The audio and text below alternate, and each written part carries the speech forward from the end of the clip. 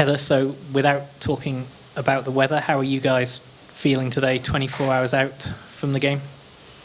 Yeah, I guess it's the elephant in the room, isn't it? It's hard not to think about the weather, but for us, it's about making sure we keep our preparation exactly the same as it has been. We prepare to play. And I think we're just excited. It's been nice to stay in the same city, actually, after a game, so that's been good. We've enjoyed a day off in Sydney and then a day training, and obviously we're training again today, and yeah, just looking forward to another, hopefully, knockout stage, and hopefully we can get that win.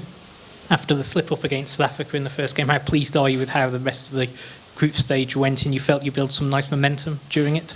Yeah, it does feel like we've built a bit of momentum, actually. Obviously, we were gutted after that South Africa game, and we've been playing knockout cricket since game 2, so that obviously stands us in very good stead going into the knockout stages. And yeah, it feels like we've built a bit of momentum. We've started to get some players in real form, and the players that aren't, you feel like they're just around the corner and going to turn up in obviously a massive game like a semi-final. And the bowlers for me have been a real positive of this trip, particularly this tournament. I think from where we started in the tri-series, the way they've sort of built into the competition and the performance we've had from different people, and the variety we've now got in our attack is really pleasing to see. How quickly are you going to have to adapt? And how do you do that? Like, obviously, minimum 10 overs for each, which is something new again. It's only half a game, though. So what happens? Who makes the decisions? And what do you base that on experience-wise? Yeah, we'll have a chat later today, myself and the coaches, about what our sort of strategy is. We'll be quite clear about how we want to do things, but we're going to have to be really flexible.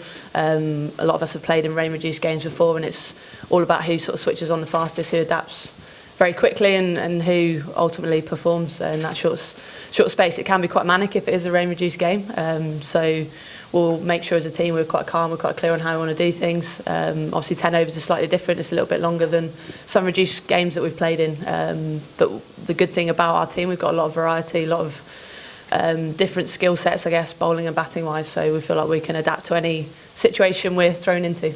And how do you, as the captain, how do you keep yourself calm in those situations? I was just focusing on the job we've got to do, focusing on winning ball by ball, to be honest, and trying to keep really calm, really clear and really simple. Luckily as a group we've got a lot of experience in knockout games where we've had to be calm, we've had to deal with pressure, we've had to deal with close games and unexpected things, so we've got a lot of experience of that in the group, and we'll be obviously trying to draw on that tomorrow. Last year, New Zealand in the Men's World Cup had a 2-day game to get into a final after the first day was washed out. You won't be afforded the same opportunity in a Women's 2020 World Cup tomorrow. How do you feel about that? Yeah, look, it's obviously frustrating. I don't know what the plans are, if there's any contingency. It doesn't sound like it. It would be nice if we could maybe play in Sydney, or I don't know if obviously that's feasible, probably not. But look, it is what it is. There's nothing we can do about it. The reserve day, it would be useful to have obviously in this situation, and it's a shame for the tournament as a general, because it's been a great tournament, and if both semi-finals are lost, it'll be a real sort of sad time for the tournament. Obviously we'd be gutted if that did happen, but I guess it's our own fault for losing that game against South Africa. We didn't top our group, and we've only got ourselves to blame, I guess, if that does happen. Do you find it confusing though that like some ICC World Cups do have reserve days for semi-finals, but seemingly this one doesn't? Yeah, I guess it's the same for the men's T20 World Cup, isn't it? We did check that this morning. It is what it is. It is strange. It's obviously going to be a shame if it does happen, and I'm sure there'll be a lot of pressure on the ICC to change that. Do you worry about your batting lineup and any particular over-dependence on a couple of players, yourself being one of them, that you've had so far in the group games? No, not really. I think obviously myself and Nat have been in really good form, which has been great. But I've sort of sensed a little bit of change in some of the players. I think Daniel White's one innings away from absolutely winning the game for us. There's some really good signs for her in that game. Obviously the change at the top of the order didn't quite work, but how good was Amy Jones at the back end? I was really proud of her, actually, the character she showed to obviously taking the disappointment of losing that opening spot and dropping down the order, and to come out and play like she did and get us to a very good score on that wicket was outstanding from her, and she showed the class that she has and why she's a key member of this team. And just on India, you obviously played them at this stage a couple of years ago. Are they different prospects now than what they were in 2018? I think a little bit, yeah. They've obviously got a few new players. They're a very strong team. They've shown that in this tournament. But I guess for us as a side, we'll take confidence that we've had a lot of success against them in knockout games. Obviously in that semi-final 2 years ago we played brilliantly, and the final in 2017 as well, so we've got a lot of success against them, so yeah, hopefully we can take that in tomorrow. Just going on that 2017 final, do you think they might have any baggage from that game in the 2018 as well?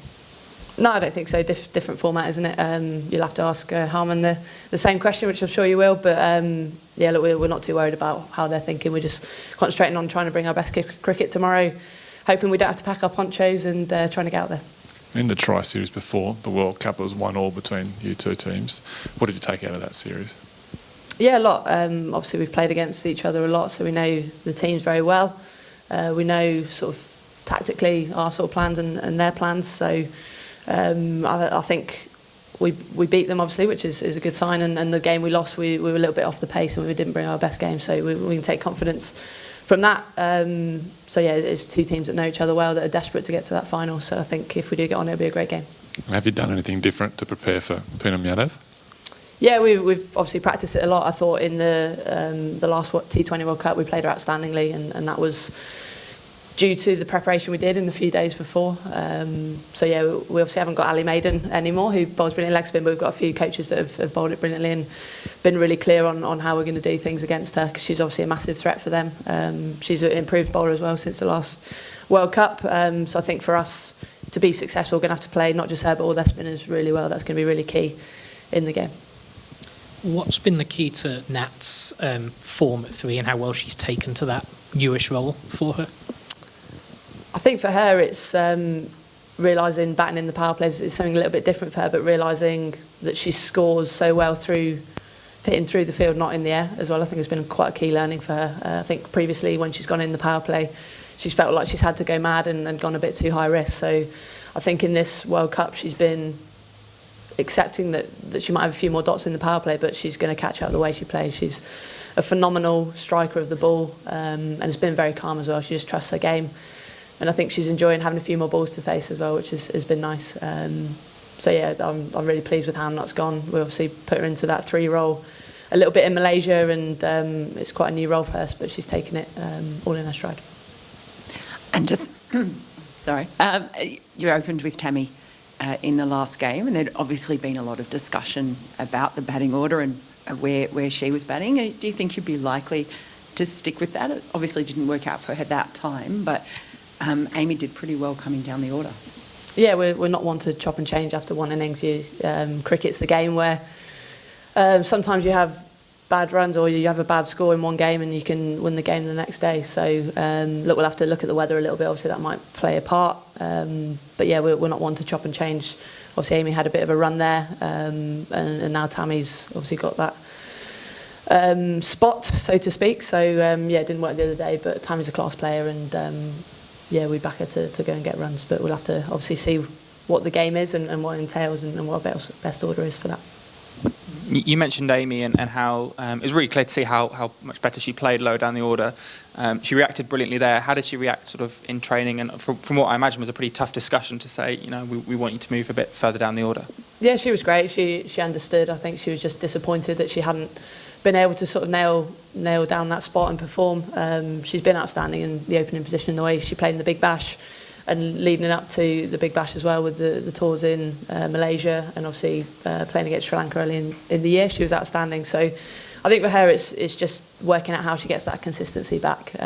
But she's been brilliant around training. She's a great team member, and she wasn't going to let it affect the team or affect her preparation. So yeah, that was how she reacted.